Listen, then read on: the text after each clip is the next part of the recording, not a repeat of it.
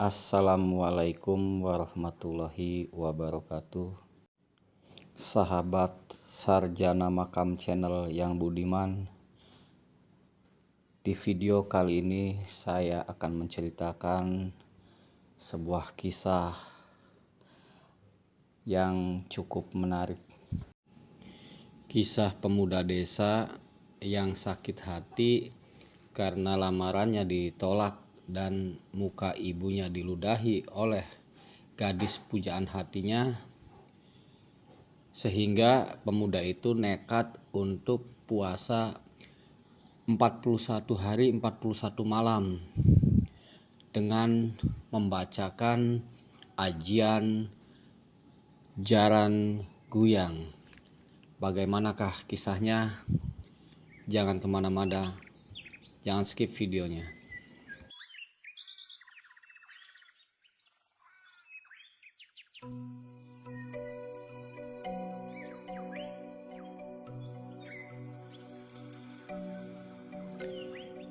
Assalamualaikum. Waalaikumsalam. Pak Iman, tumben pagi-pagi kesini Pak Iman. Iya Bu Siti, ada Yantonya? Ada, itu di belakang lagi apa kali? Ada perlu Pak Iman sama Yanto? Iya, panggilin Bu Yantonya kesini. Oh iya Pak Iman, tunggu dulu ya. Tok, kamu dicariin. Sama siapa Bu? Sama Pak Iman. Oh, Pak Iman Juragan itu? Iya. Pak Iman, tumben Pak. Tok, kamu bisa nggak membajak sawah saya? Kapan Pak? Ya kalau bisa sekarang. Kalau besok gimana Pak? Ya nggak apa-apa. Sebelah mana itu sih Pak sawahnya? Sebelah balai desa, belakang, persis belakangnya. Iya, Bapak kan sawahnya banyak, bingung nanti salah lagi. Ya sebelah belakang balai desa aja di situ. Oh ya Pak, kalau gitu nanti besok pagi-pagi saya ke sana. Ya udah, besok pagi ditunggu ya Toh ya. Jangan lupa ya. Iya Pak, besok nanti saya ke sana. Sekalian bawa kebelnya. Ya udah Toh, saya pulang dulu ya. Oh ini buat jajan, takut buat ngopi. Oh iya, terima kasih Pak. Besok paginya Yanto selepas subuh menyiapkan apa yang dibutuhkan untuk membajak sawah. Dan ibunya tak lupa menyiapkan perbekalan buat anaknya, seperti makanan, minumannya, dan lain-lain. Bu, Yanto berangkat dulu ya. Iya, hati-hati ya. Jangan lupa doa dulu sebelum dimulai kerjaannya. Iya Bu. Assalamualaikum. Waalaikumsalam. Yanto pun mulai berangkat menuju sawah milik Juragan Iman. Di tengah perjalanan, Yanto melihat sekumpulan pemuda yang tengah menggoda seorang gadis. Tepat di depan para pemuda, si Yanto menanyakan lokasi sawah Juragan Iman. Punten Kang, sawahnya Juragan Iman yang sebelah mana ya? Katanya di belakang belah desa. Oh, sawahnya Juragan Iman? Ya persis di belakang desa aja.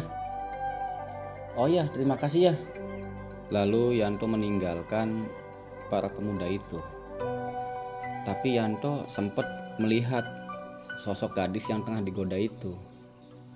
Yanto terus menatapnya. Ternyata gadis itu memang sangat cantik. Gadis itu pun menatap Yanto dengan pandangan yang sinis. Namun bibirnya yang indah agak senyum terpaksa. melihat si Yanto menatapnya. Nah, si Yanto di sini merasakan ada sesuatu di dalam hatinya. Spontan dia suka sama si gadis itu. Sambil jalan menuju ke balai desa, Yanto terus terbayang dengan senyum gadis itu. Siapa ya namanya? Cantik amat. Orang mana? Baru kali ini saya melihat gadis secantik dia. Andai saja dia jadi istri saya, mungkin saya bahagia kali ya, dalam hati Yanto. Sesampainya di balai desa, tepat di belakang balai desa, Yanto membuka perbekalannya, menikmati apa yang dibawakan oleh ibunya sebelum memulai aktivitas. Lalu Yanto membaca doa dan memulai aktivitasnya membajak sawah Juragan Iman. Sambil berputar-putar mengelilingi sawah dengan 2 ekor kerbaunya, Yanto terus terbayang oleh sosok gadis yang baru saja dilihat tadi. Dia teringat dengan tatapan matanya, senyumannya, selalu membayangi pikiran dia saat dia membajak sawah itu. Tak terasa waktu dohor pun tiba. Yanto pun selesai membajak sawah itu. Setelah selesai, Yanto istirahat, lalu dia makan makanan yang dibekali oleh ibunya itu. Selepas semuanya selesai, udah rapi, udah cuci tangan dan lain-lain, Yanto pun pulang meninggalkan sawah milik Haji Iman. Sepanjang perjalanan pulang pun Yanto tidak bisa melupakan bayangan-bayangan gadis itu. Nah, sesampainya di rumah, Yanto yang masih terus dibayang-bayangi oleh gadis itu terlihat oleh ibunya. Kok anak saya pulang dari sawah senyum-senyum sendiri? Ada apa? Kenapa? Gak kayak biasanya. Ibunya penasaran dan nanya ke anaknya, "Tok, kamu kenapa?" "Ibu, enggak apa-apa bu. Ini aja lagi seneng aja." "Seneng kenapa?" "Ya kan udah lama Yanto gak dapat kerjaan. Tadi alhamdulillah Juragan Iman kan nyuruh kerja. Jadi Yanto kan dapat duit. Dan lumayan, Juragan Iman itu ngasihnya nggak kayak juragan yang lain, lebih banyak." "Oh itu, kirain kenapa kamu?" Yanto belum menceritakan apa yang dirasakan olehnya kepada ibunya. Nah, singkat cerita, datanglah teman karibnya si Yanto yang bernama Yono ke rumah Yanto. Yanto yang sedang asik duduk di depan rumahnya, tiba-tiba datang si Yono. "Tok, wih Yon, kamu lama amat nggak kelihatan." "Iya nih Tok, saya lagi sibuk nggarap sawah di kampung sebelah." "Oh iya, gimana kabarnya Tok?" "Baik." "Wih, kelihatan kamu cerah amat, kayak orang lagi dapet lotre." "Enggak Yon, saya lagi kepikiran sama gadis. Cantik banget dia." "Emang orang mana Toh?" "Saya juga nggak tahu, cuma ciri-cirinya kayak gini." Nah, si Yanto pun menceritakan ciri-ciri gadis yang dilihatnya waktu itu ke temennya si Yono. Si Yono pun paham atau mengenali gadis yang diceritakan oleh si Yanto dan ngasih tahu, "Tok, kamu jangan macem-macem lah." "Emang kenapa, Yon? Emang kamu tahu?" "Tahu lah, dia itu namanya si Santi, anak kampung sebelah, yang sawahnya itu yang sedang saya garap. Anaknya Bapak Samin. Dia orang paling kaya di sana. Bahkan yang pengen sama si Santi pun banyak, selalu ditolak." "Ya, Yon, namanya jodoh kan gak tahu. Siapa tahu dia jodoh sama saya." "Udahlah, Tok, hayalan kamu jangan terlalu tinggi. Cari aja gadis-gadis yang lain. Ya, yang satu ukuran lah sama kamu." "Yon, yang namanya jodoh itu nggak bisa kita yang menentukan. Mau saya suka sama si A, si B, si C, tetap aja kalau nggak jodoh mah nggak jodoh. Ini kan cuma usaha. Saya suka tuh sama si Santi, malah kamu langsung kayak gitu." "Ya bukannya gitu, Tok. Saya kasihan aja, takut kenapa-napa sama kamu. Si Santi kan anaknya angkuh juga, itu sombong. Bapaknya juga terkenal pelit, matre. Nggak bakalan mau dah sama kamu yang nggak punya sawah, orang melarat. Orang yang mampu aja dia tolak. Pengennya calon menantunya itu kekayaannya melebihi dari Haji Samin itu, Pak Samin itu." "Masa sih, Yon?" "Iya." Yanto pun diam. "Tapi Yon, bayangan dia selalu ada loh. Bahkan saya udah mulai nggak nafsu makan. Ya namanya juga orang suka mah nggak masalah toh. Cuma kamu jangan terlalu berharap untuk mendapatkan si Santi." Yanto dan Yono ngobrol sepanjang waktu itu sampai sore. Yono pun pulang dan terus berpesan sama si Yanto untuk tidak terlalu berharap mendapatkan si Santi. Pesan si Yono ke Yanto. Nah, singkat ceritanya, si Yanto yang sudah dapat informasi dari Yono temennya, bukannya dia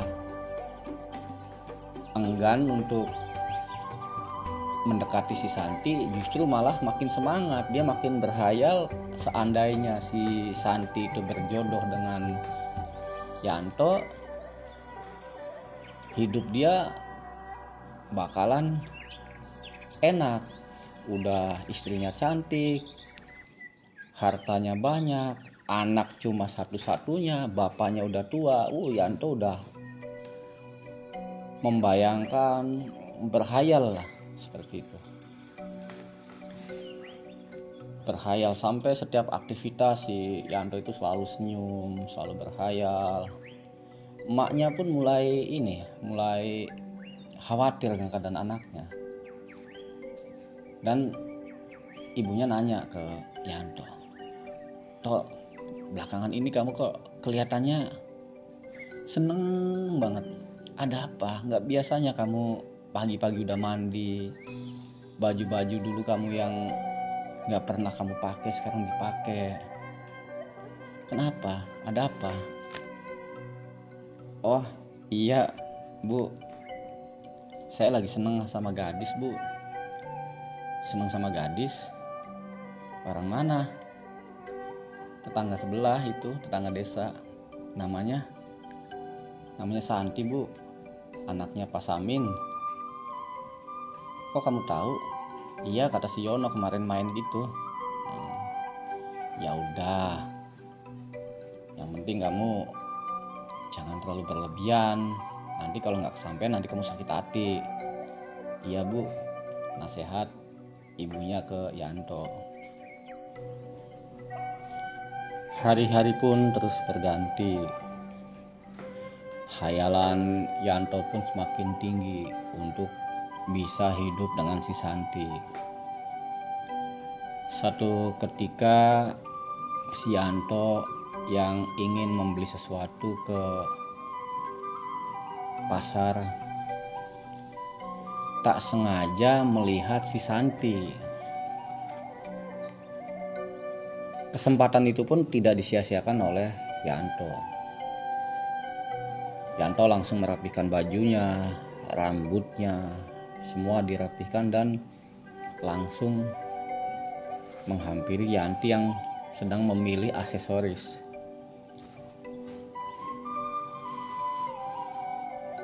Santi, siapa kamu? Jangan deket-deket lah. Kamu ini. Kenalin, nama saya Yanto.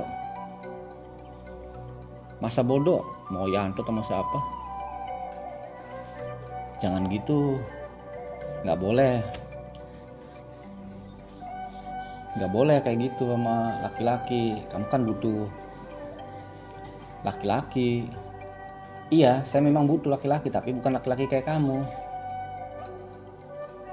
Yanto terus berusaha untuk dekat dengan si Santi, tapi Santi nggak ada respon sama sekali. Setiap kali si Yanto nanya selalu dijawab dengan sinis, bahkan salam kenalnya aja nggak diterima. Kamu tahu nama saya dari siapa? Perasaan saya nggak kenal kamu. Iya, saya tahu nama kamu dari teman saya. Kamu kalau nggak salah yang waktu itu bawa-bawa kebo itu ya? Iya, itu. Saya itu waktu itu yang nanya, kamu lagi digodain sama pemuda-pemuda itu. Oh, ya udah sono. Ngapain kamu di sini? Jangan angku dong. Saya kan juga manusia. Boleh nggak aku main ke rumah kamu? Jangan, ngapain main?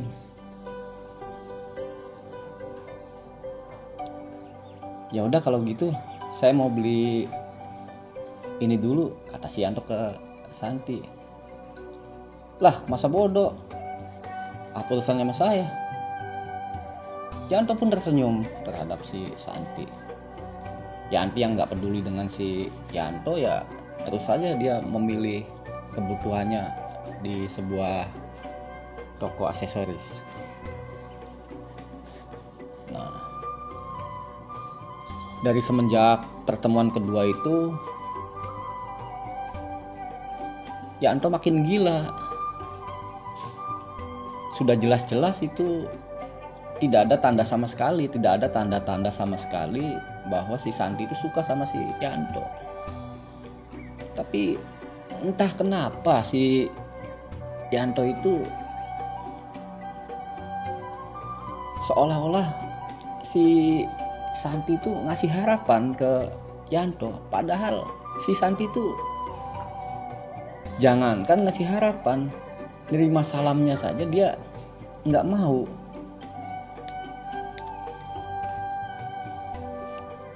Sepulang dari pasar, Yanto bertekad untuk main ke rumahnya Santi.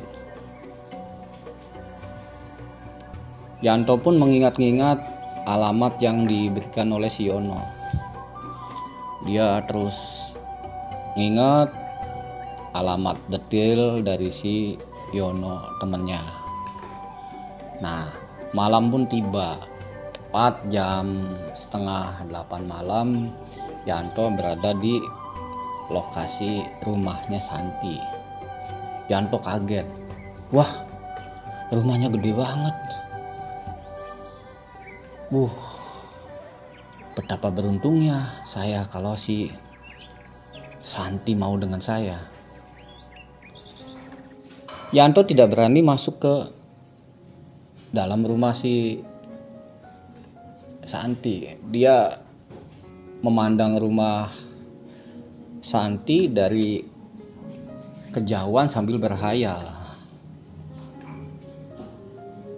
Tak terasa sampai jam 10 malam Yanto berdiri di situ, cuma mandangin rumah dan berhayal dan memandang sesekali aktivitas Santi yang keluar masuk tanpa dilihat oleh Santi keberadaan Yanto di situ. Yanto pun pulang dari rumah si Santi. Dia senyum sepanjang jalan, dia berhayal sepanjang jalan. Dia penuh keyakinan bahwa si Santi itu bakal nerima cintanya si Yanto. Sesampainya di rumah, Yanto langsung bikin kopi. Dia begadang sampai pagi. Nah, ibunya yang ngeliat Yanto begadang sampai subuh, dia belum tidur. Selepas sholat subuh, ibunya langsung menyamper Yanto yang masih duduk sendiri di depan rumah. "Tok, kamu kok gak tidur semalaman ya?" "Iya Bu, Yanto kepikiran aja sama si Santi." "Udah, ibu kan udah bilang gak usah terlalu berharap sama si Santi. Ingat Tok, kita orang gak mampu. Gak mungkin lah orang gak mampu itu diterima sama orang kaya. Ibu gak boleh gitu Bu. Yang menentukan jodoh itu Tuhan Bu. Kita cuma berusaha, kita cuma doa. Cuma bisa berusaha, berdoa, semoga Yanto diterima sama si Santi dan keluarganya." Pokoknya ibu gak setuju nak. Ibu takut. Ibu orang miskin, sedangkan Pak Samin orang terpandang. Kalau begitu ibu gak sayang sama Yanto yang anak semata wayang. Baru kali ini ibu Yanto jatuh cinta. Baru kali ini ibu Yanto pengen nikah. Kenapa ibu tidak dukung? Bukannya ibu tidak dukung, pilihan kamu itu tidak tepat. Pokoknya besok juga ibu harus ke rumah Pak Samin melamarkan saya Bu. Enggak, Yanto enggak. Ibu enggak sanggup. Apa yang mau kita bawa ke sana? Terserah ibu, pokoknya ibu harus ke rumah Santi melamar si Santi buat Yanto. Kalau enggak, Yanto mending enggak hidup Bu. Ibunya kaget dengan ucapan si Yanto yang nekat. Kalau ibunya enggak menuruti apa yang dimau,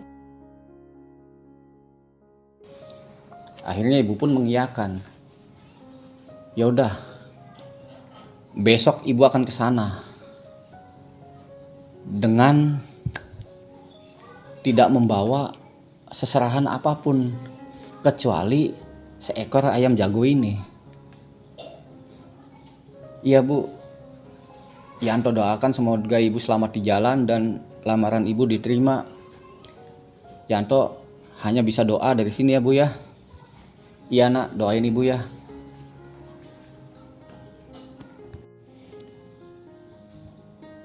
Besoknya Bu Siti pun mulai melakukan perjalanan menuju ke rumah Pak Samin dengan membawa seekor ayam jago. Di dalam perjalanan Bu Siti selalu berdoa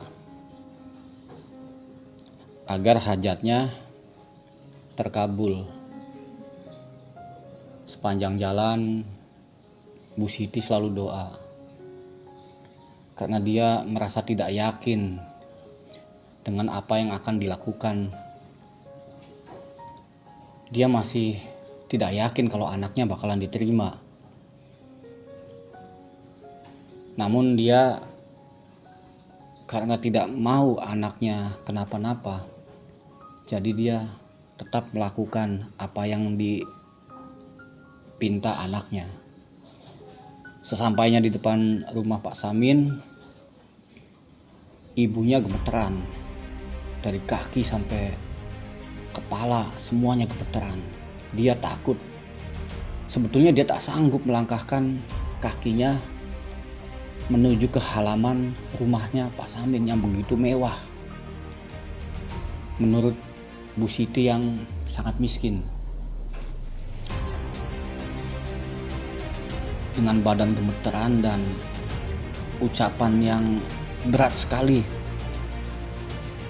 dia mengucapkan salam. Assalamualaikum. Assalamualaikum. Waalaikumsalam. Iya Bu, nyari siapa? Ada Nak Santinya? Ada. Oh ya, Ibu siapa ya? Kok nanya anak saya? Perkenalkan, nama saya Siti. Mau bertemu dengan Bapak dan Nak Santi. Oh ya, kalau begitu saya panggil dulu ya. Ibu duduk aja dulu di kursi itu. Lalu Pak Samin pun mau manggil si Santi yang lagi masak di dapur rumahnya. Santi, sini. Kamu ada yang nyariin tuh. Siapa Pak? Gak tahu tuh. Bawa-bawa ayam lagi. Ada apa kali? Coba Santi lihat Pak. Ayo kita keluar. Samperin dia.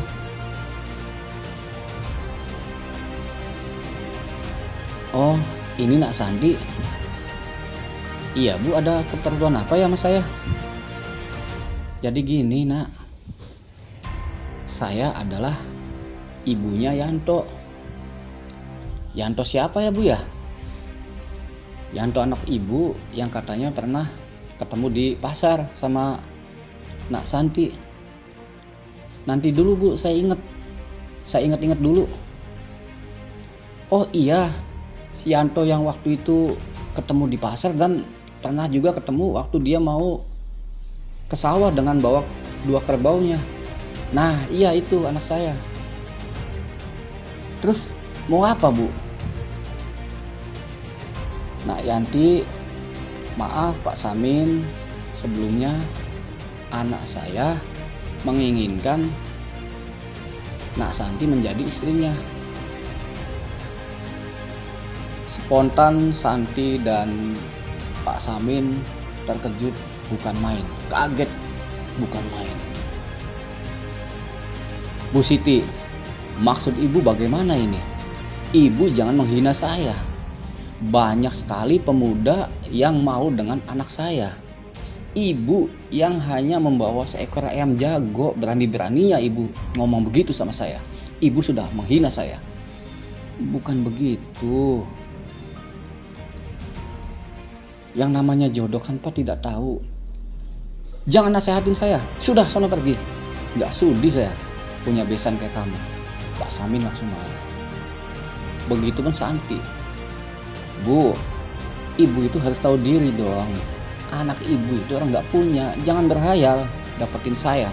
Jangan-jangan anak ibu itu cuma pemalas yang mau warisan dari ayah saya. Bukan begitu Nak. Jangan banyak ngomong. Udah sana pergi. Nah, tolong dengerin dulu. Santi yang emosi pun langsung meludahi mukanya Ibu Siti, ibunya Yanto. Ibu Yanto diludahin tepat di mukanya. Sudah pergi sana. Dasar orang miskin, berhayal pengen punya menantu orang kaya. Otak dipakai dikit dong Bu. Pak Samin dan Santi terus memaki-maki Bu Siti. Akhirnya Ibu Siti pun meninggalkan rumahnya Pak Samin. Sepanjang jalan Bu Siti menangis. Ibu Siti menyesali apa yang baru saja dilakukannya.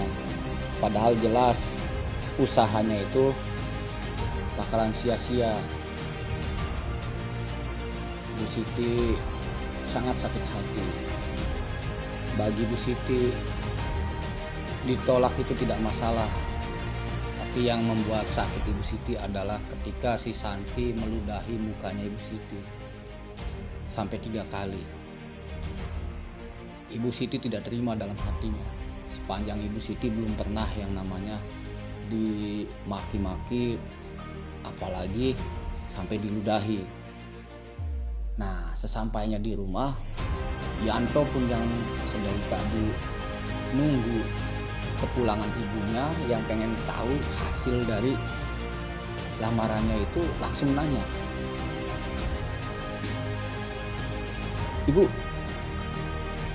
Ibu kok ayamnya dibawa lagi? Gak ketemu ya Bu ya rumahnya Pak Samin ya? Jangan gitu dong Bu, jangan nangis terus. Apa maksudnya ini? Kok ayamnya dibawa lagi?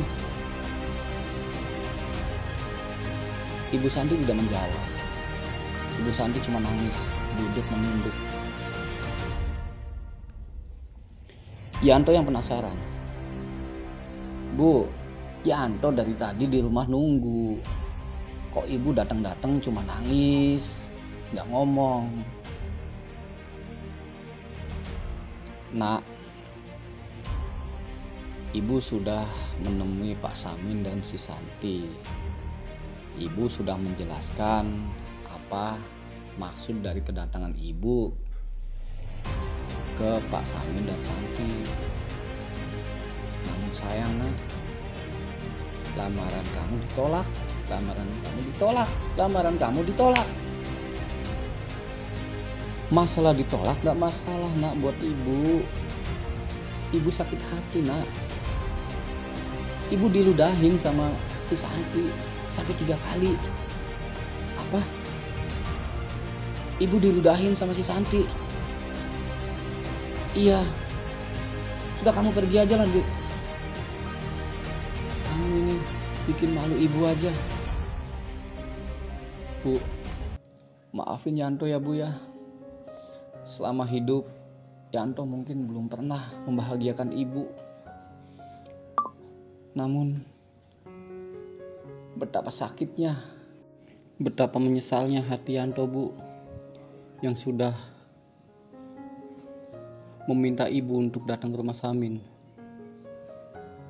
Bu, izinkan Yanto pergi Bu. Relakan Bu kepergian Yanto. Mungkin di dunia ini sudah tidak bertemu lagi dengan Yanto. Namun Yanto berharap kelak nanti di alam yang berbeda Yanto bisa bertemu dengan ibu lagi. Sudah pergi sana, gak usah banyak basa-basi. Kamu hidupnya bikin susah aja dari kecil. Akhirnya Yanto meninggalkan rumah dan meninggalkan ibunya yang seorang diri. Hati Yanto sangat hancur. Dia sama sekali tidak menduga bahwa akan terjadi demikian.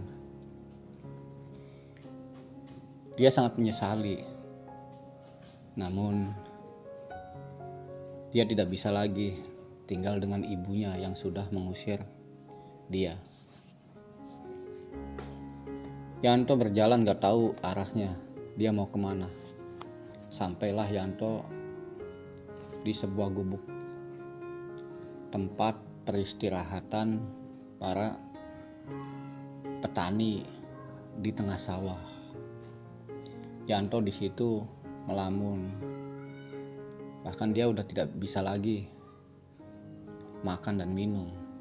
Dia yang selalu terbayang dengan raut wajah ibunya yang sangat sedih. Dia selalu teringat ucapan ibunya yang sudah diludahi sama si Santi. Dia bersumpah, Yanto bersumpah bahwa suatu saat nanti si Santi akan datang ke sini dan meminta maaf atas apa yang sudah dilakukannya kepada ibunya. Singkat cerita, si Yono temennya Yanto datang ke rumahnya. Yanto menanyakan kabar Tapi setelah dia sampai ke rumahnya Yanto, tidak terlihat Yanto di depan rumahnya dan juga di dalam rumahnya, melainkan cuma ada ibunya saja. Yono pun menanyakan, "Bu, si Yanto kemana ya?" "Nggak tahu tuh, udah saya usir dia." "Diusir, Bu? Emang kenapa?" "Hidupnya bikin malu aja." "Kenapa emang?" "Saya disuruh lamar si Santi, anaknya Samin, orang kaya raya. Ibu ditolak. Ibu malu. Makanya ibu usir si Yanto." "Terus di mana dong Bu sekarang si Yanto?" "Nggak tahu. Ibu juga nggak peduli di mana dia." "Bu, jangan begitu Bu. Gimana pun juga si Yanto itu anak ibu, apalagi anak satu-satunya." "Iya, sebetulnya ibu juga menyesal. Tapi bagaimana lagi? Ibu sudah ngusir dia dari rumah." "Yaudah Bu, nanti Yono akan mencari di mana Yanto pergi. Saya yakin kok Yanto ada di satu tempat yang biasa dia duduk saat dia sedang ada masalah." "Ya udah Yon, terima kasih. Kalau memang kamu tahu di mana Yanto berada dan ketemu, ya salamin aja. Kalau memang si Yanto pengen pulang ya pulang aja. Maafin ibu gitu, ibu hilaf." "Ya Bu, insya Allah Yono akan sampaikan pesan ibu kalau Yono ketemu Yanto."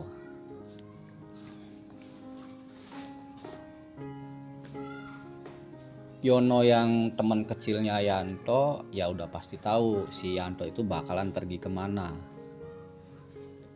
Yono langsung menuju tempat biasa si Yanto kalau si Yanto lagi ada masalah, atau tempat menenangkan diri si Yanto.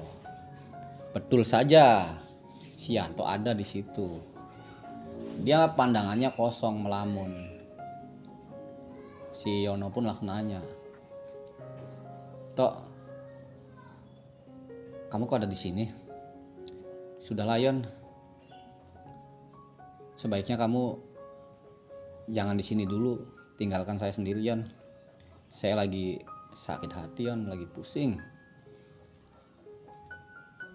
"Tok, ya namanya manusia itu kan butuh manusia juga. Kita bisa saling mencurahkan isi hati, apa yang dirasakan, biar agak tenang dan masalah kamu itu bisa dipecahkan. Apa yang bisa kamu bantu Yon dengan masalah saya?" "Saya tahu Tok masalah kamu dari ibu kamu. Sebelum saya kesini saya ke rumah ibu kamu. Ibu kamu pun udah menceritakan semua. Dan ibu kamu berpesan, udah pulang aja kalau kamu masih pengen pulang, karena ibu kamu itu sebetulnya menyesal ngusir kamu." Enggak Yon, saya nggak terima Yon. Nggak terima dengan si Santi yang sudah meludahi ibu. Saya nggak bakalan pergi dari tempat ini. Kalau tekad kamu begitu, saya ada solusi buat kamu. Saya punya solusi buat ngobatin sakit hati kamu kok. Saya adalah teman kamu dan saya juga nggak terima dengan apa yang sudah dilakukan oleh Santi, sangat di luar batas toh. Kalau kamu punya tekad dan punya niat yang kuat, saya punya ilmu yang bisa menaklukkan Santi." "Ilmu apa Yon?" "Ini adalah ilmu pelet yang sangat kuno yang saya dapatkan dari leluhur saya." "Ah, jangan aneh-aneh aja Yon kamu." "Serius, ini adalah ilmu pelet ajian jaran guyang." "Ilmu pelet ajian jaran guyang?"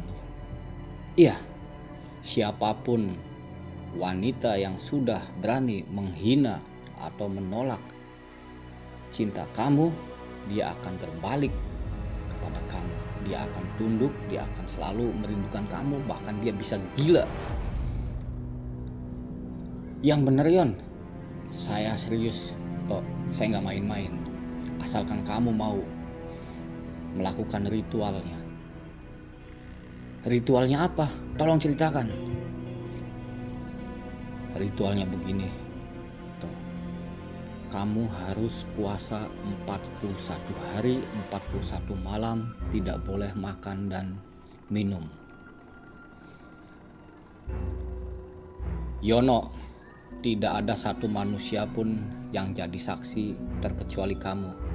Saya akan melakukan ritual itu demi membalas sakit hati ibuku yang telah diludahi oleh Santi. Tolong berikan ajian jaran goyang itu. Lalu Yono memberikan kertas yang berisikan ajian jaran goyang kepada si Yanto dan pergi meninggalkan Yanto sendiri. Yanto pun yang sudah bertekad kuat untuk membalaskan sakit hati orang tuanya terhadap si Santi, tidak berpikir panjang apa dampaknya dan apa efeknya melakukan ritual ajian jaran goyang tersebut. Malam Jumat Kliwon pun tiba, tepat jam 12 malam Yanto pun mulai membaca mantra itu. Setelah membaca mantra itu, ritual pun dimulai. Dengan mulai malam itu juga Yanto tidak menyentuh baik nasi maupun air minum, dan semua makanan dan semua minuman sudah di stop oleh si Yanto. Mulai saat itu Yanto hanya diam di dalam gubuk. Tidak ada aktivitas yang dilakukan oleh Yanto. Yanto cuma duduk diam tidur di tempat. Tidak ada aktivitas sama sekali. Sampai suatu saat Patani pun mulai memperhatikan apa yang sebenarnya terjadi dengan si Yanto. Patani pun coba mendekati Yanto dan menanyakan apa yang sebetulnya terjadi dalam diri Yanto. Namun Yanto diam, tidak menjawab. Lalu Patani pun pergi begitu saja meninggalkan Yanto. Patani itu pun menceritakan ke teman-temannya bahwa Yanto sudah tidak bisa apa-apa. Lalu kabar itu pun nyampe ke telinga Yono. Yono pun penasaran. Yono langsung menuju gubuk tempat si Yanto berada.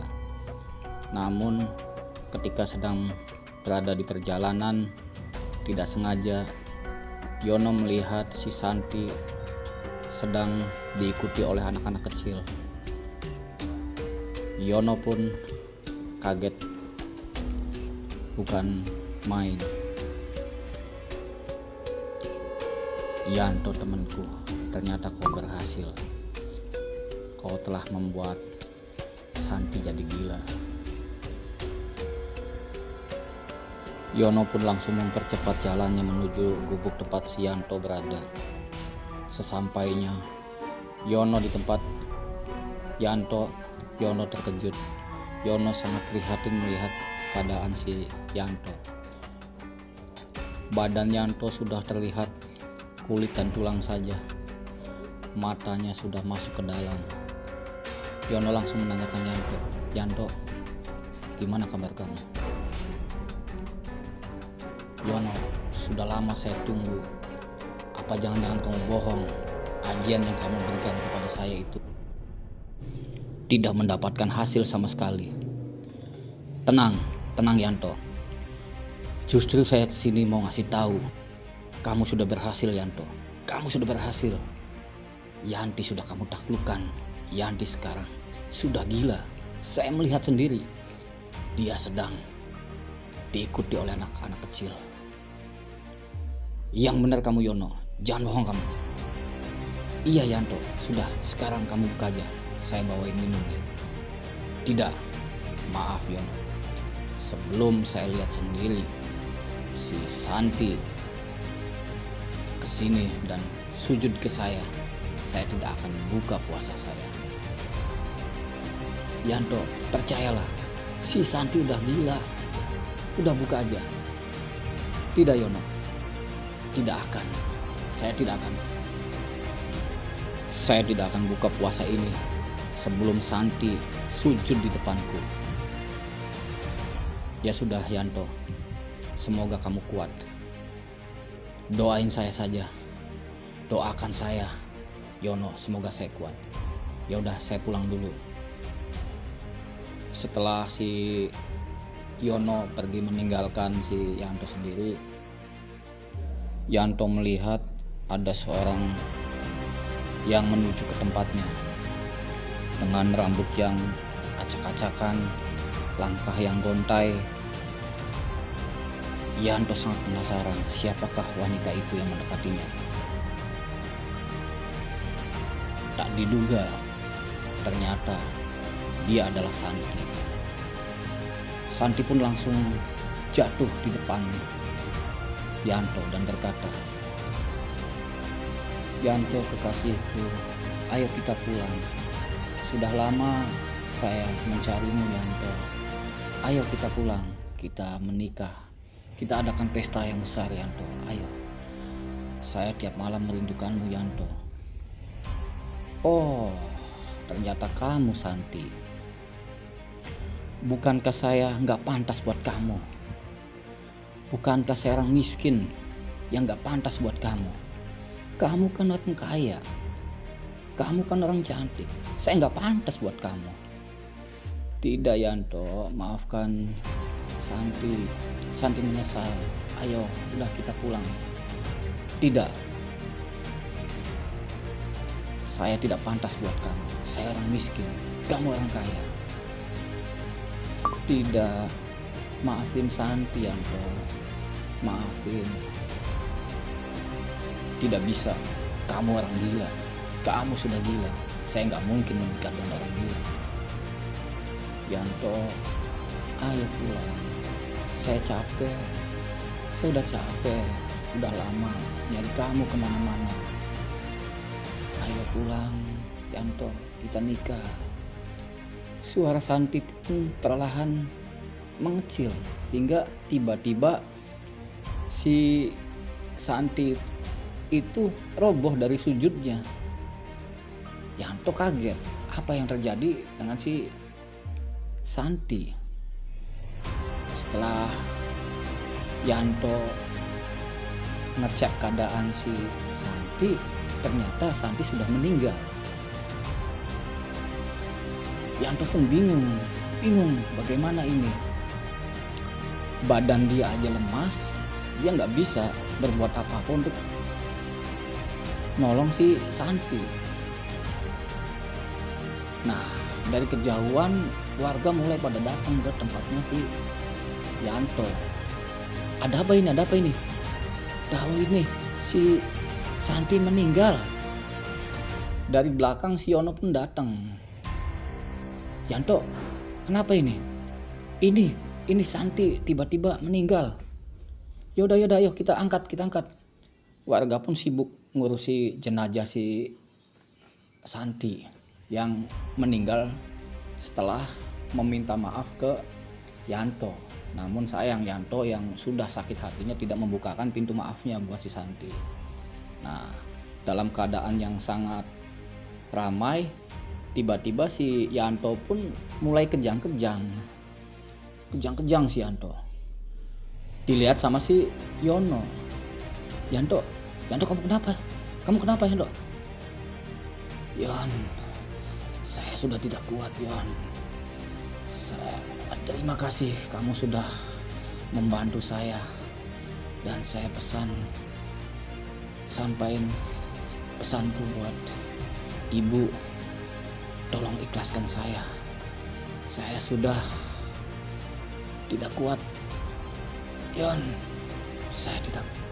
Akhirnya si Yanto pun meninggal. Santi dan Yanto meninggal di tempat yang sama. Jenazahnya pun diurus oleh warga dan dimakamkan di satu tempat yang sama beriringan. Yono dan Ibu Siti sangat terpukul atas kepergian si Yanto, anak yang semata wayangnya telah meninggalkan Ibu Siti untuk selamanya. Ibu Siti yang belum sempat melihat terakhir sosok anaknya atau belum memaafkan secara langsung terhadap anak semata wayangnya, terus menangis dan sedih. Begitupun Yono merasa bersalah karena telah memberikan ajian kemat jarang guyang kepada si Yanto yang berakhir sangat tragis. Di sisi lain, Yono pun bangga memiliki seorang teman yang berjuang membalas sakit hati ibunya hingga merelakan nyawanya.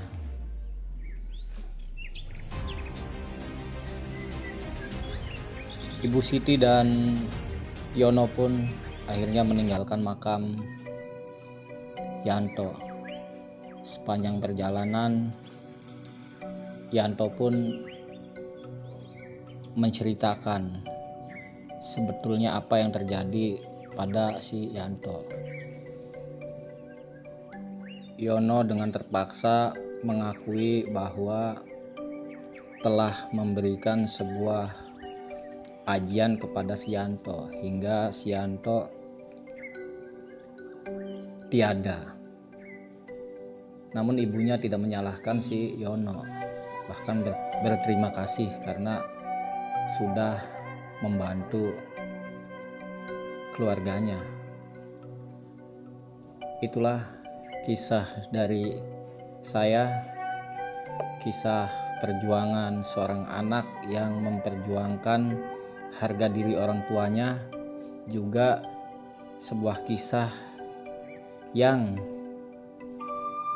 melawan atas ketidakadilan atau penghinaan terhadap seorang wanita yang sudah dengan sangat berani menghina dan melukai hati seorang yang sudah tulus mencintai dirinya, hingga keluarlah sebuah ajian yang sangat berbahaya, ajian kemat jaran guyang.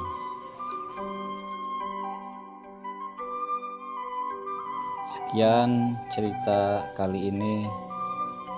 Terima kasih sudah stay dari awal hingga akhir. Mohon maaf apabila ada kesamaan nama.